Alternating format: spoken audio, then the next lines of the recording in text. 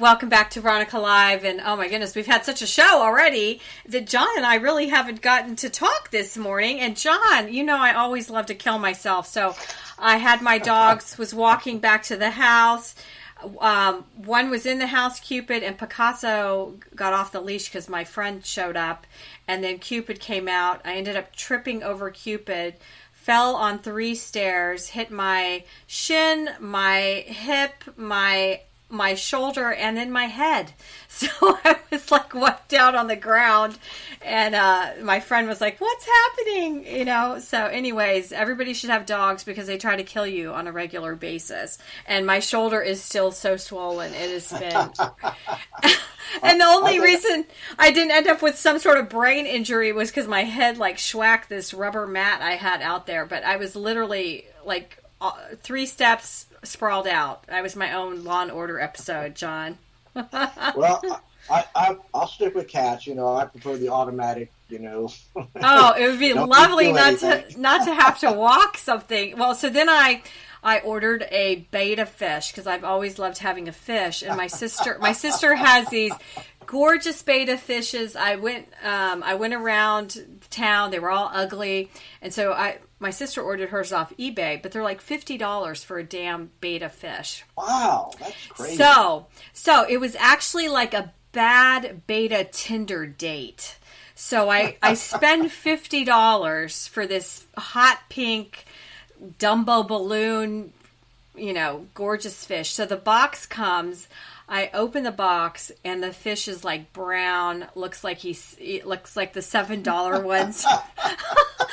So I immediately messaged the vendor, and I was like, what the heck? This is not what I signed up for on this beta date. And so the guy was like, give it time. And so I'll have to share the pictures with you. But yeah, the hot pink, gorgeous $50 fish actually is now a deep purple. So it did come alive, but, and so I demanded, so I sent another email and I said, here's the picture of this fish, and oh, by the way, I want $10 back. So he immediately credited $10 back for my ugly beta Tinder date fish. It's so ugly. And so, you know, he's like, well, you could send the fish back, but, you know, the poor damn fish, like, barely made it. Well, the thing about betas is it's hard to kill them, number one. Well, that's the thing, is I'm going to be with this fish. Yes, I've known my fish lived for like 7 years, and so now my beautiful fish is freaking ugly. So you keep what God sends you. I'm keeping the ugly beta fish. But anyways, what a week it was in politics. I mean, that Fanny got away with it. That talking in front of all those congressmen. I mean, what I came away with, I mean, he's definitely a never Trumper, but why does Biden get a pass? I'm so sick of him getting a pass.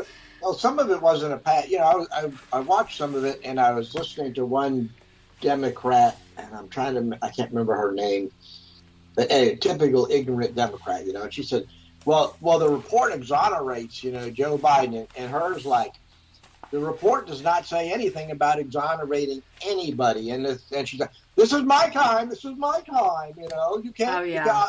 I'm claiming my time, you know, it's typical thing. So she's trying to put words into his mouth about what the report says when it doesn't say that. It's just typical Democrat tactic, you know, to do stuff. But, you know, the more the stuff goes on up there, you just got to wonder.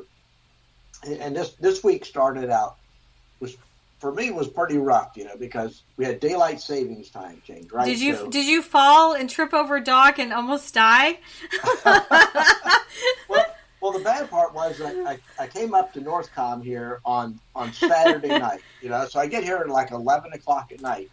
And, of course, you know, it's like jump ahead. So I'm going from Central Time to Eastern Time, plus I'm jumping ahead an hour. So that's like a 2-hour time shift. So I've been discombobulated this week. That's right, 2 hours. and then I read the story, you know, about here once again. You know, we have Marco Rubio, Senator Rubio, and I'll give him credit. He's been trying for many years. Oh my gosh, why can't we to get there?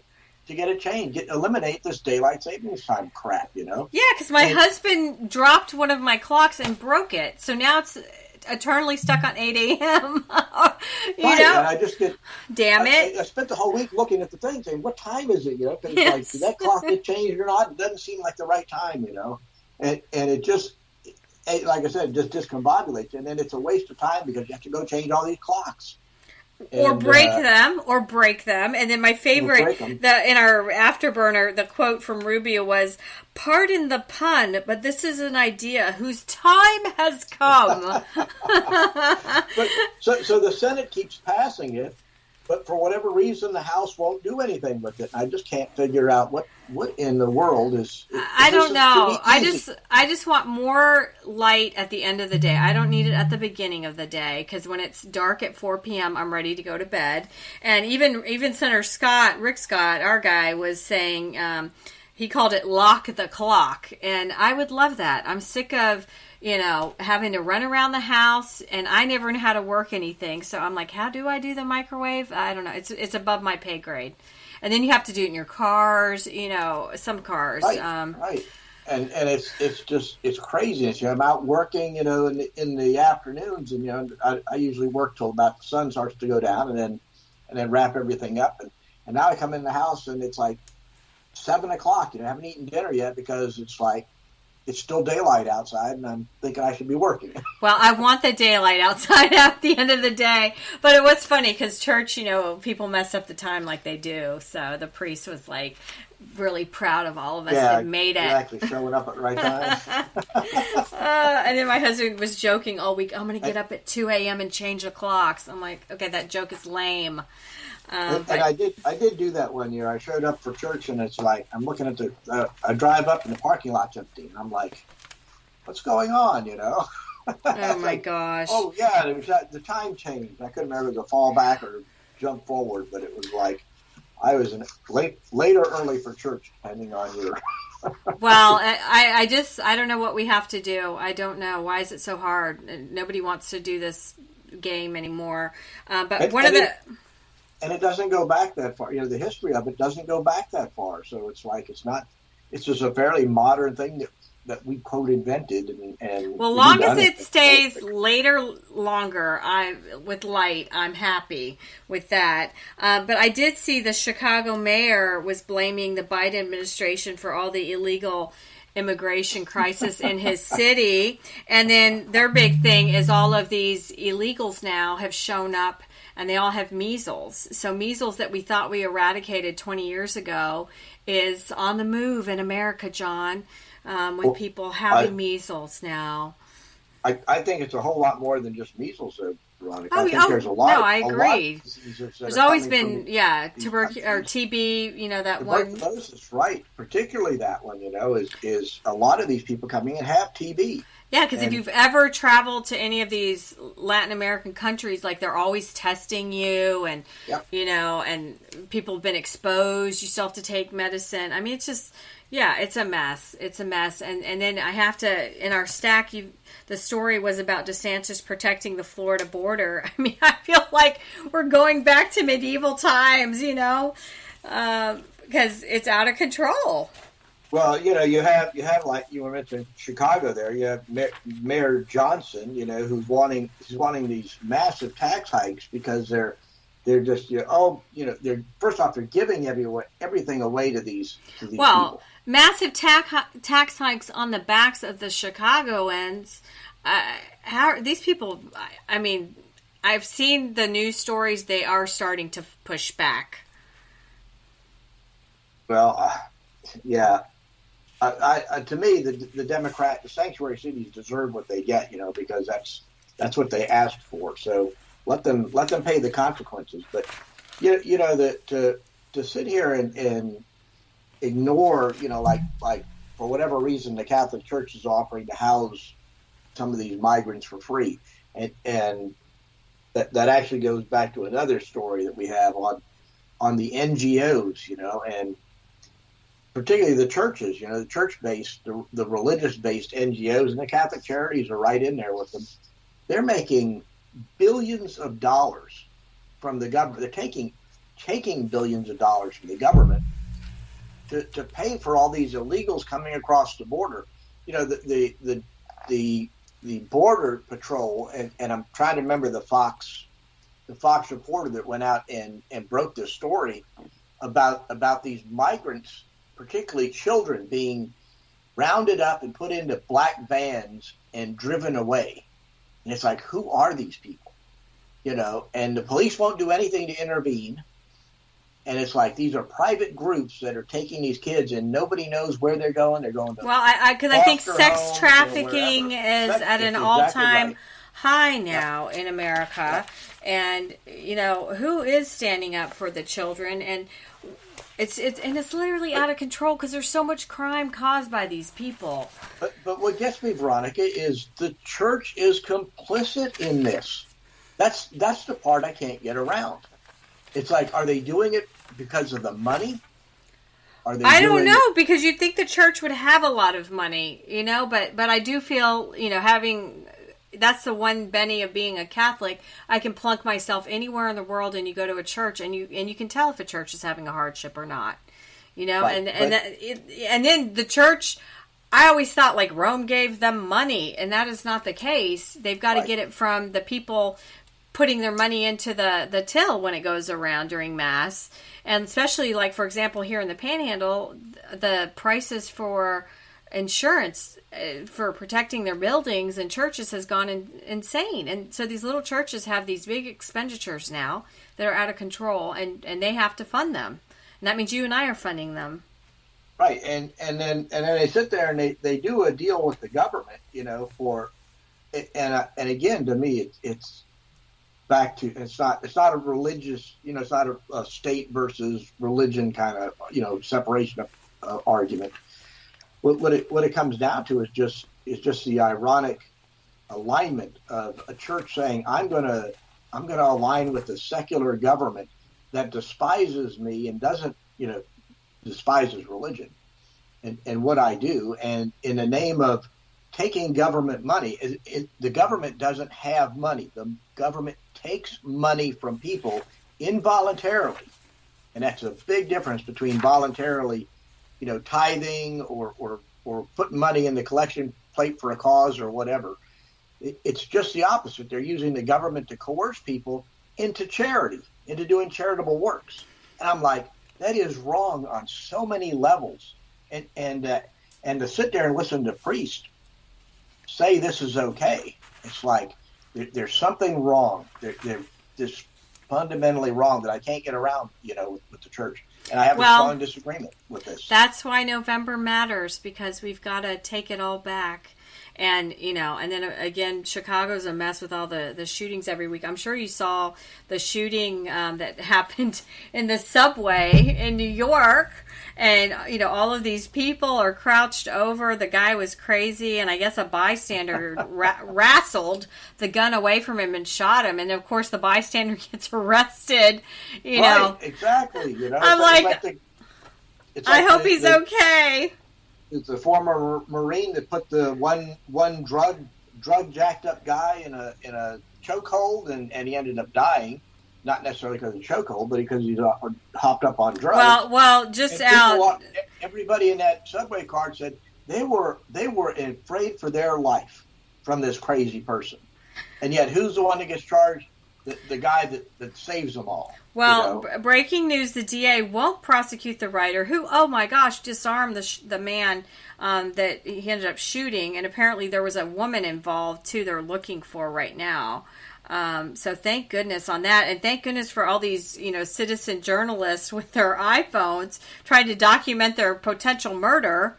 You know, it's just out of control. And then because on X, you know, there's all the rumor mill that the reason that we have National Guard checking for in your purse for guns or weapons is because, you know, they're looking for the bad guy, but oh damn, they missed the bad guy this time. So, you know, what's the point? Well, the thing, first off, it's a voluntary check. Okay, that's the part that I laugh at. You know.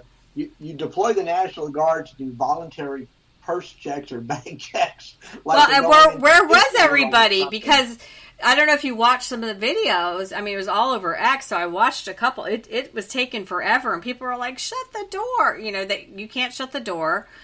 So it was awful, and they're all crouched over, and it was jam packed. There wasn't any room anywhere to run away to. It goes back to the basic psychology of how do you change behavior. And the way to change behavior is to have consequences to the behavior. You can't just let the criminals walk out the door 5 minutes after you arrest them, you know, and then the police don't want to arrest them because they know they're just going to walk. So you get into these vicious cycles of debauchery is what I think it is, you know. I mean, really, because the police don't care, prosecutors don't care, and the criminals know they can do whatever they want. Well, and as you know, we're the victims. If you live in New York, you can't just go buy pepper spray. But so now apparently it's legal to pepper spray someone, but you can't buy the stuff, you know? Right. So and if you try to defend yourself, you're the one that ends up going to prison for defending yourself. When the consequence of not defending yourself is you get killed. And I mean, it's like that's so, you know, again, change the psychology. And when the people have had enough, when they finally had enough, it'll change. But they haven't had enough yet. It hasn't gotten bad enough. I think it's gotten bad. It's scary. It's definitely scary. Well, we have a different perspective, but we don't live there. We don't live in it. You know, what did Drew call them, a crap hole or something? You know, places. You know, we don't live in those kind of places. You know, we live in a freedom, you know, area where, you know, you go rob somebody or you go try to break somebody's house, you're probably going to end up with a gun pointed at you and somebody willing to pull the trigger. This is a breaking story today. Philadelphia Township is under lockdown after 3 killed in a carjacking, and the suspect's at large. You know, so that's the thing is these people. In the old day, they'd steal your pizza, but now they steal your pizza, take the money, and then they shoot and kill you. So it's not. You got to be armed. You have to be armed. Right. And it's, you know, they say, well, the police. It's like, well, if you're relying on the police, you're already dead or a victim. You know, it's the police can't show up. They can't be anywhere. You know, I've read a story about Elaine Chow's sister. You know, who's the billionaire wife. The one that drowned in her Tesla. Runs the family Chinese shipping business, and it was a horrifying story to read about it, but you know, and you can see all the virtue signaling in there because, you know, they own Teslas, you know, because they're wanting to help the planet, you know, and all this kind of stuff. Right. You know, they go to Davos, you know, and pontificate at Davos. So typical, you know, billionaire rich people, and then they get in the car and then she puts it in reverse and backs into a lake and ends up drowning because she's in an electric car and all the electronics short out. And you can't open the windows and you can't open the door and you end up drowning. But what amazed me was it was 25 minutes before anybody showed up, you know, from a government agency to try and do anything. 25 minutes. So it's like back to, you need to rely on yourself, you know. You can't be saying everything's government because government is slow and government is incompetent. Well, what's funny... And that certainly proved it in that case. Is I've clicked on the comments and it said maybe authorities should release some details about the shooter. If he remains at large, I think that would be important info to give the public. I wonder what he looks like. And somebody wrote, Swedish tourist named Sven. You know, and then somebody wrote, not happening. It would be politically incorrect. God forbid that they give citizens in the community a heads up with a description of the perp. And, so is this not... Well, you've heard that on reporting. It's like, well, if the shooter's a white guy, you'll immediately hear about it. If the shooter's an illegal or a black or Hispanic, whatever, you know, somehow those facts all get omitted. It's so ridiculous. Someone wrote, we know who they are. Yeah, right. And then someone wrote, another 4th-generation Irish-American senior citizen that just did this. Can't confirm with no description of the suspect, you know, LOL. I mean, this is sad. 3 people are dead now. We don't know who the perps are that are running loose. And it's a Saturday morning in Pennsylvania. Yep. So it's not going to change until it gets bad enough. And then, and then somebody wrote, the next civil war is coming. Look out after the elections in November. Regardless of who wins, turmoil will ensue. And someone responded, only telling the truth. And then someone wrote, you get it. Get prepared, patriots, and make your list. So, that's the thing. There's some movie coming out named Civil War, and I saw the preview. It was on, I don't even know, it must have been Communist News Network. And it's going to be bloody because, if Trump wins, it's going to be an Antifa BLM moment. And they're going to go burn down stuff again, billions of dollars, and nobody's going to get in their way. And that comes to the story in the stack. Charlemagne, the God, warns Biden's getting his ass kicked everywhere. And they have asks with like asterisks. I'm like, we can say ass, people. And I like this quote from him. Well, there's a couple things he says. If we have a threat to democracy on the other side, what's wrong with asking that question? And they still are they still a winnable ticket? When you look at the polls, when you look at the approval rating, what's wrong with asking that question? When David Axelrod said it, nobody said anything. But he said, but when the black guy from the hip hop station in a hoodie says something, then everybody has a problem with it. Any power that I have is derived from the people. I'm literally only asking the questions that I hear every day working class people ask me when they call into the radio station. So these are things that I'm hearing about that people are saying. Right? So now people are waking up. Right, but they don't want to talk about it because it's like, then when, and it's like the descriptions, okay? If you don't say that the guy was black or Hispanic, as far as the criminal description goes, then it doesn't exist because you didn't talk about it, you didn't mention it. Well, this is so funny because he doubled down on the issue of illegal immigrants flooding blue cities despite the criticism from the left. And he says, you have people in Chicago, you have people in New York complaining about the resources that they feel the migrants, well, he says migrants, the illegals, I'm going to add that, we're getting, that people in the community that have been there forever aren't receiving. And you literally had MSNBC run a headline that said, Charlemagne the God is pushing MAGA messaging. Now, 2 months later, everybody's talking about is the border. So literally, my answer came from talking to regular, everyday people. So how is it MAGA messaging if it's coming from the people? Oh my gosh! The funny. You go, Charlemagne. It's not MAGA messaging because think about what he said. The people in the community are upset because the resources that they quote are entitled to are their EBT cards. Right. So right. It means the welfare benefits are going to the migrants instead of their pockets. So it's their piece of the pie is being divvied up and directed to these migrants. So they're upset that they're not getting their government checks, which I always laugh at, because that's particularly after the Hurricane Michael, I won't say I was shocked, but I was just amazed at the number of people in Panama City, that particularly ones that lived in the public housing, demanding to know where their government checks were. Where's my FEMA check? Where's this check? Where's that check? It's like, why don't you get off your dead ass and go get a job and not have to rely on the government to get a check? Well, it is funny that some Dems are waking up and that now Charlemagne's Charlemagne talks and he equals a MAGA comment. So welcome to our club, Charlemagne. Yeah, that shows you how bad things are when they're my gosh. Him. Yeah, well, I wish we could play it, but Bill Maher, I sent it to you, the Cojones Awards he gave out after the Oscars, and they're quite funny. So I'll have to share that on Facebook because the man is a liberal, but he's a liberal I love because he also has clarity in these issues. It's just out of control that, and Biden gets a pass, Fannie gets a pass, everybody gets a pass except for you or me. We have to keep working 24/7.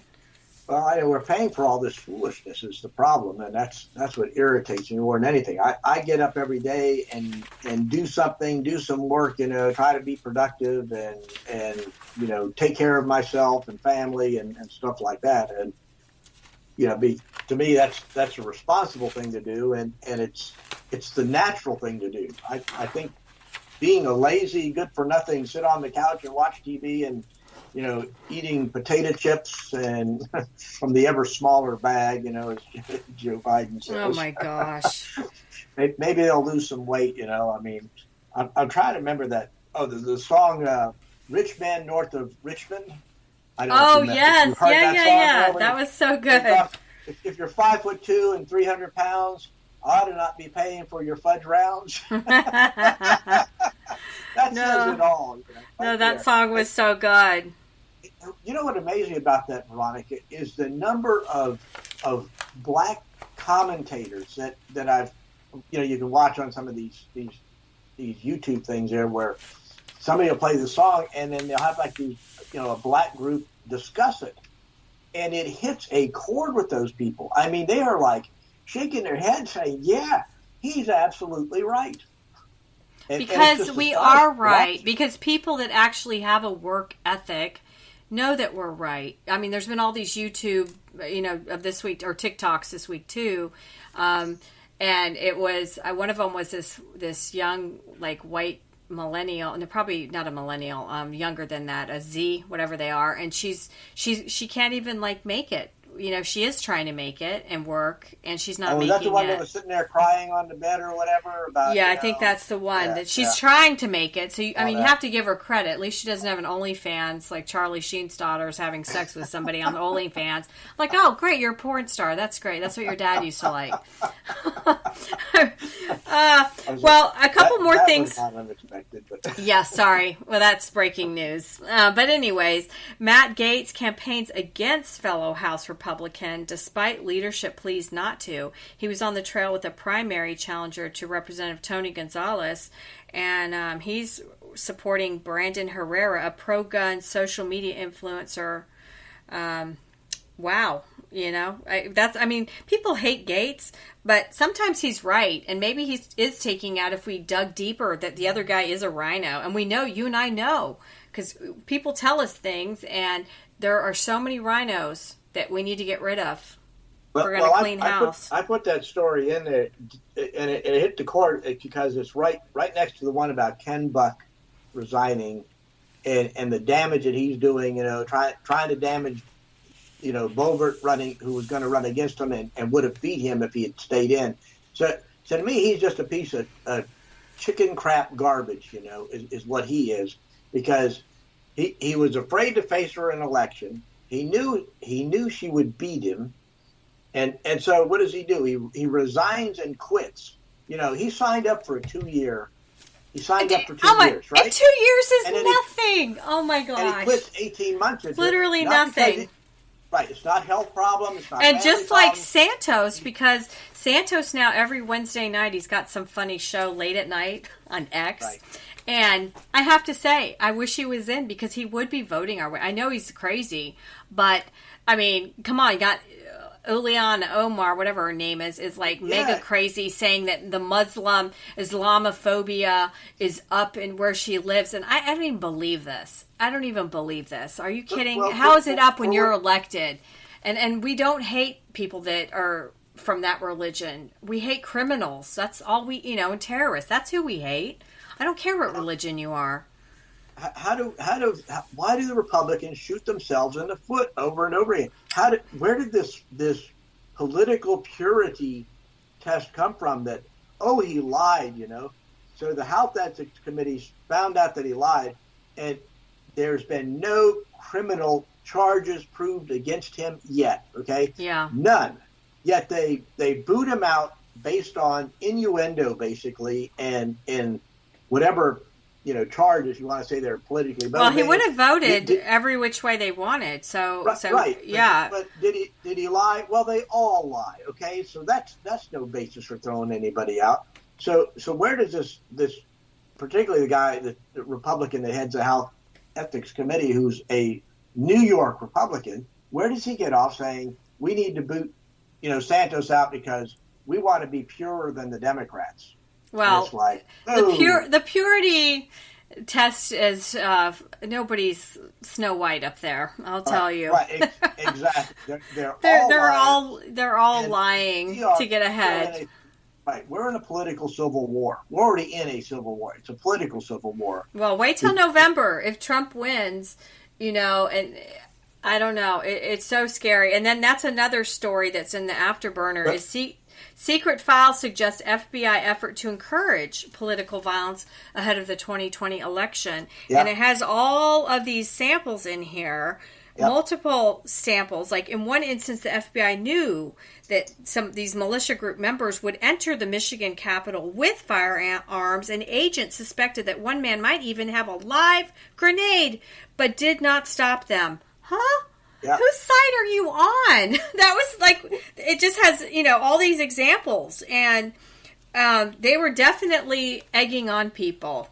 And I think that was J6 too, based on people that were up there. They felt like there was some people that were plants that were egging them on. Well, look at the recent, in the last week, that finally the story broke there, that the truth came out that the January 6th committee ignored written evidence that Trump offered 10,000 or more National Guard troops. Yeah. And he was the one that actually offered it and said that they really needed them, and they refused to take them. So it's like, the whole narrative, they wanted the political violence. If you've been following this bombing story, you remember what got reported was they found bombs at the Republican National Committee and the Democrat National Committee headquarters. They found pipe bombs at both of them on the day, and it turns out they found a pipe bomb at the DNC the day that Kamala Harris was at the DNC. Well, I've seen the video. They're like the camera was turned weird. Where were the sniffing dogs that should have sniffed it out? Right. They've got the guy sitting on the bench and everything. But, mysteriously, nobody will talk about why was Kamala Harris at the DNC. There's hardly any record that she was there. Well, and that was Fannie Willis meeting with Kamala in D.C. as part of this "Let's Go Get Trump" story as well. But it's not that I'm paranoid here, but it's like, well, all the Secret Service communication logs have all disappeared because they were, quote, changing devices that day. I was like, well, that's kind of interesting. The day they're having the electors in Congress certify the election, all the Secret Service decides to change all their communication devices and get rid of all the logs. Somehow, mysteriously, the cell phone records for that area have all been scrambled for some reason, So the cell phone records, who was there, and the geofencing and all that's been kind of scrambled. The videos, there's a pan tilt zoom video camera that somehow was on the blink that day, even though other cameras picked up some of this stuff. And it's like, who would have planted this bomb? And that's kind of what the theory is that this was actually a government operation, that this was somebody in the U.S. government that planted these bombs there in order to generate a story, a narrative that the Republicans, the MAGA people were trying to bomb Kamala Harris, to trying to assassinate her, which may be why Joe picked her for well, vice president. What about all the suppression of this story and the 10,000 troops, and then I guess they finally agreed to 300 National Guard that were unarmed? Huh? Why? Especially having been up to a Trump inauguration, you've got to have people that are armed around handling things. Well, that before the election happened, that was one of the things based on the summer of discontent, where they had all these riots in these cities and stuff with Black Lives Matter and Antifa and all these other idiot organizations. The conjecture was if Trump won, those people were going to go to Washington and burn it down. That was the conjecture. And that was why Trump was offering the 10,000 National Guard troops, because supposedly BLM and Antifa were the ones that were going to come and cause the problems, not Trump supporters. And it was just this serendipity that these people went down there and went into the Capitol, and none of them were armed. There was nobody trying to take over the country. These were just people from a rally that went down there, and the police opened the doors, and some of them walked in. Okay, so did some people break things? Yeah, they did. They should go to jail and all that stuff. But the narrative served the political purpose better than the BLM Antifa riots, which I think they were already prepped to do that until the January 6th stuff happened, and then they quickly backed it all out. And well, Liz Cheney see it happen again. Is saying that all of this is a lie, and that and then she tweeted out that that all of this is a lie, and that Kash Patel, I guess, was one of the witnesses, and some judge ruled he was not credible. And then Mark Levin went after her. Sleazy Liz Cheney needs to receive some of the Stalinist medicine she introduced into the body politic against scores of patriotic Americans. She needs to be compelled to testify under oath about, among other things, what knowledge she may have about all of this stuff. You know what I'm saying? So, possible witness tampering, censorship of exculpatory information and testimony, the destruction of committee evidence and data. This is very, very important. So, everybody's getting away with murder. And Liz is definitely a rhino. Rhino. Well, you got to remember that the Republicans officially did not appoint anybody to that committee. It was Nancy Pelosi that appointed Liz Cheney, and then Adam, what's his name? Katzenberg or something. He's also a rhino. That's Kinzinger. So they were Democrat stooges. They weren't Republicans. The two Republicans that was it McCarthy? I guess it was McCarthy we wanted to put on the committee. And one of them was Jim Jordan, which Nancy Pelosi refused to allow on the committee. Yeah, because he's the cleanest of them all. Right. So he would have pushed and pushed and pushed to get to the bottom of it and not let it stand. But what they wanted was Republicans that hated Trump, and that's what they got. One of the things, there are two more stories I definitely want to mention before we get to our little cartoons that you love to send me. But the high price of Democrats' anti-Trump law firm or lawfare. The newest buzzword in our politics is lawfare. Oh my gosh, I can't even say it. Is lawfare, or using the legal system as a weapon against a political opponent. And right. And taking all Trump's money. Lawfare, Lawfare. I never heard that word until you sent me this Wall Street Journal opinion article. It's basically warfare using the law. And the problem is it makes what we're seeing is the law is twisted and bent to get the results they want, and it depends on where you live at and whether you're a Democrat or Republican. If you're in a blue state, a blue city, and you're a Democrat, well, everything is fair game. You do whatever you want. I bet you Senator Menendez and his wife, who got another set of indictments this past week. This is the gold bar guy, that had gold bars. I'll take some of those gold bars, damn it, and a new car. All this cash. I guarantee you, he's gonna walk again. He was tried once on Medicare fraud and political bribery. He's gross, and he's probably all over the Epstein Island because that man was always running with young women. Not of his age, But the fact is the law now comes down to where you live. If you're in Atlanta, and you're a Democrat, you're probably fine. If you're a Republican, boy, you better watch out because Fannie Willis is coming after you. And we've changed the purpose of the law from prosecuting criminals to targeting people and then finding crimes that we can prosecute those people for, which is it's a perversion of the law, and why it's allowed to stand. The thing, Veronica, I can't understand. You have these local judges in New York.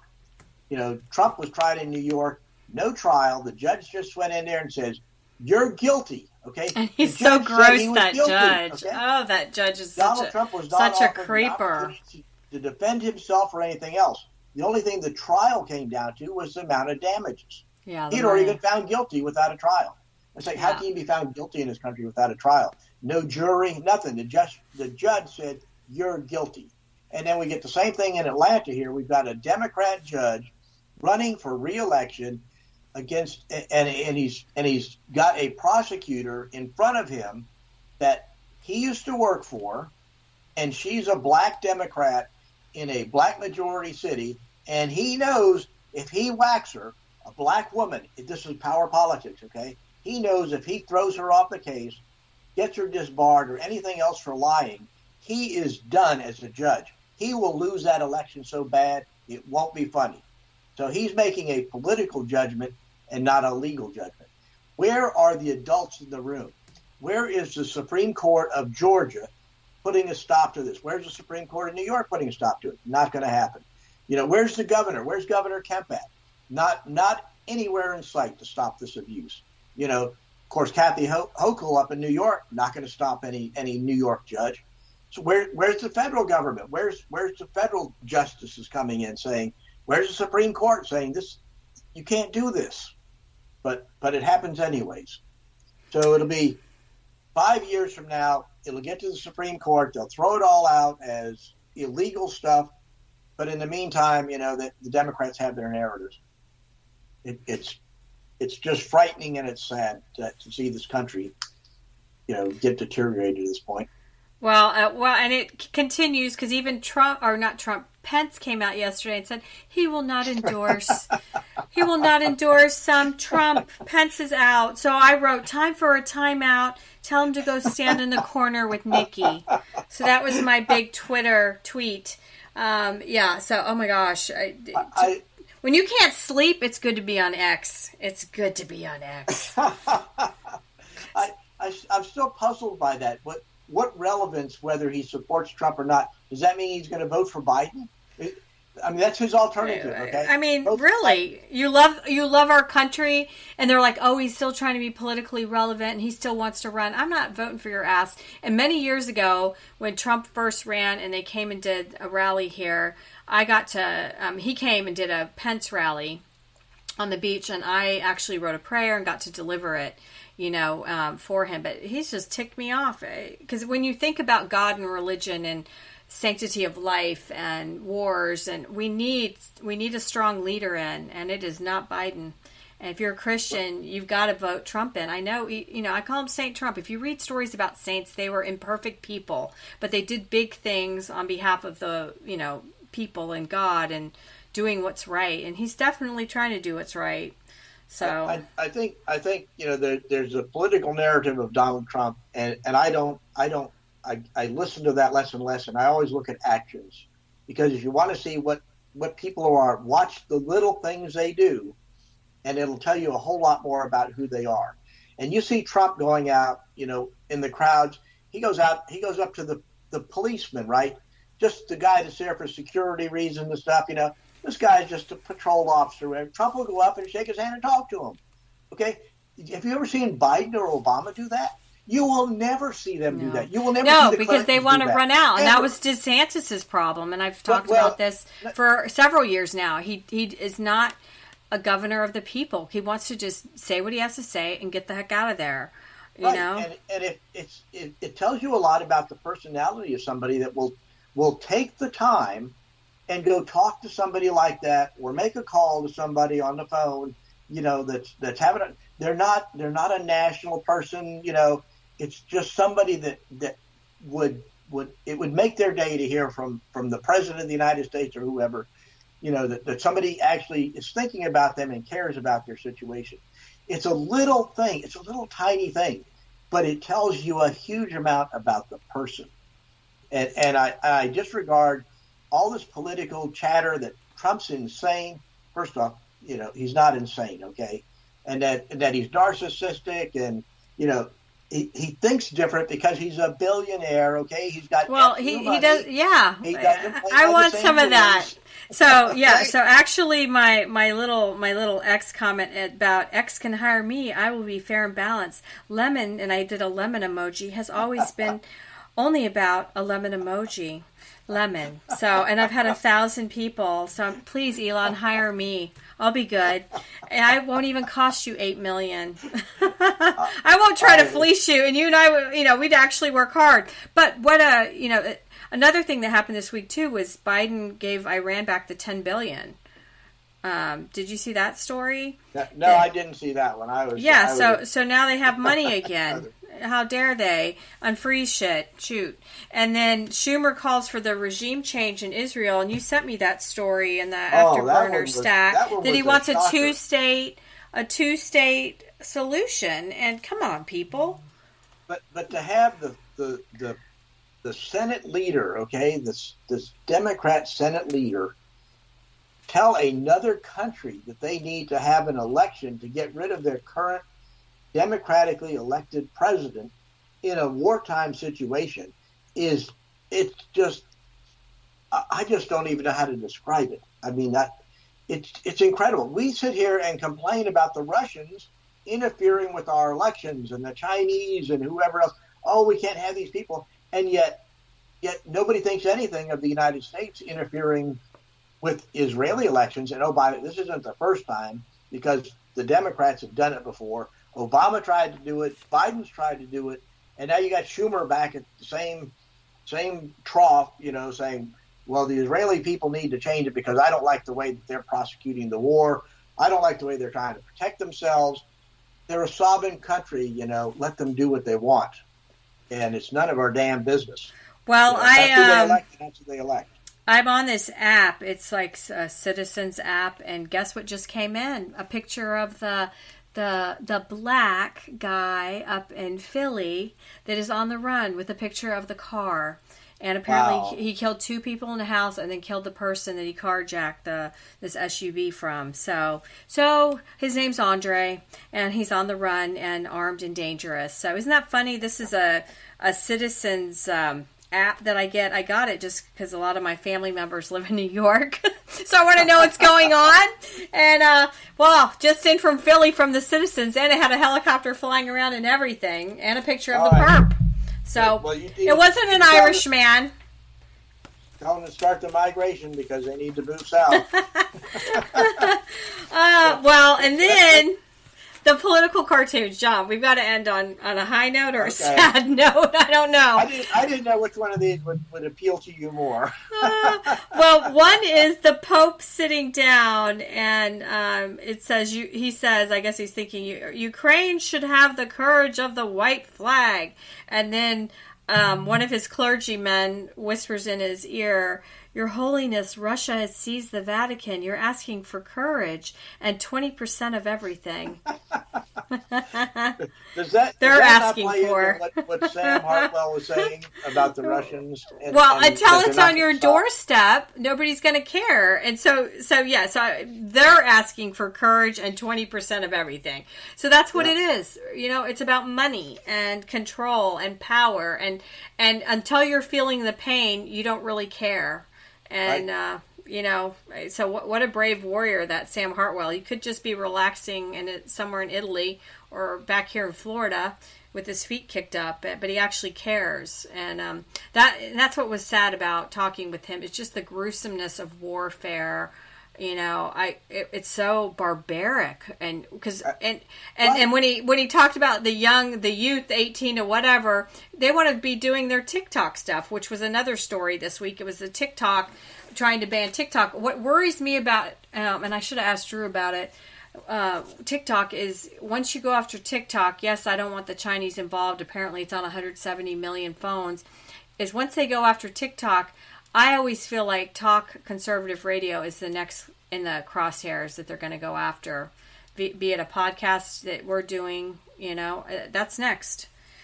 Well, the thing about the TikTok situation that I find interesting is I want the same rules applied to TikTok that the Chinese applied to TikTok for their country, because the TikTok experience, and it's called something else in China, but it's basically the same thing.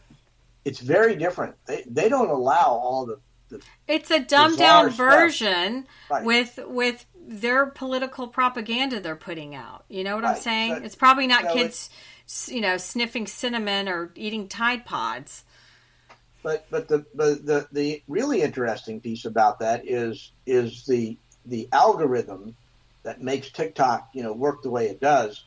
The Chinese government has declared that Chinese intellectual property, and they will not allow it to be exported. So even if somebody buys TikTok, they're not getting TikTok. They're not getting the algorithm that runs it. They say, oh, well, the servers are hosted by Oracle in Texas and all this kind of stuff. It's like that's where the data resides. That's just data. That's not the algorithm of how the app works, and that's the critical piece. So they may get some investor groups, and Steve Mnuchin is leading one. I can't remember the guy that founded Rumble is another one, but there's 2 or 3 groups out there, conservative groups, that are putting together offers to buy TikTok. And what it ends up, if they do sell it, they're not getting the algorithm. The Chinese government is not going to allow the algorithm to be exported. So, all this crap about TikTok, ban it if you want to ban it, but, presume the Chinese government is spying on us. Through my Amazon Alexa, Actually, I'm not concerned about the Chinese spying on us. It's all the information that all the big tech companies are collecting on us. Well, that was, somebody sent me, I think it was a Wall Street Journal article about all the places that can be hacked. Yep. Your light bulb, which I have Gucci light bulbs. I've got Alexas in every room. Your cameras mine are actually American made. So hopefully, but it could be an American person listening in. Right, exactly. The tech is the tech. Okay, it doesn't. If somebody wants to be nefarious and use the tech to spy on you, they're going to turn on Alexa. They're going to turn on the microphone on your cell phone. Well, Alexa hates me anyways because all I do is argue with her, and we don't have a good relationship. So what are we missing, John? I mean, what a big week. I'm happy to be here. I feel like I've been in a car accident because everything got contorted. And so my neck's stiff. Like I said, my shoulder's so swollen. I needed to be in bubble wrap this week, I guess. So, but the stories keep coming. That's the thing, is you can try to put us out of business, but I don't know. There's too much that people keep delivering on a platter for us every week, John. I know. Well, there's so much to pick from, but that's the part that really I find concerning, Veronica, is it's like a war with 1,000 fronts. Oh my gosh, they're everywhere. Where do you even start? Where do you start? And then my very Christian friends are like, "It's the end of time," and I'm like, "Please no," I have too much to do. Well, in some cases, it may not be a bad thing. Well, when I was passed out on the 3 steps and hit my head, I was like, "Oh my God, this is not how I want to go out on my front steps." And so I told my husband I was going to sprinkle holy water because a couple weeks ago I had the crazy squirrel, and when I went out with the dogs, the squirrel jumped from the side of the roof over my head to the other part of the door, and I almost ended up with the squirrel in my hair. So we had that incident. And then another night I went to walk the dogs at 10 o'clock at night, and I thought it was a big rat. And so I screamed then, and I ran back into the house, and it was a possum. So I've had, the holy water's coming out, John. We're going to sprinkle that front door, especially now that I almost, that's not the way we need to go. The world needs us. But we have some big guests. Next week, our next show, we're going to have State Attorney Larry Bassford is joining us. He had COVID this weekend, so he couldn't join us. But because we had a great conversation with the candidate running against him. And so I cannot wait to have the State Attorney Bassford on. And then this week, too, Representative Dr. Rudman reached out to me, and I met him in January. He's a libertarian over in Gates, Congressman Gates' area, and he's like, "Veronica, when can I come on? I'm ready to come on."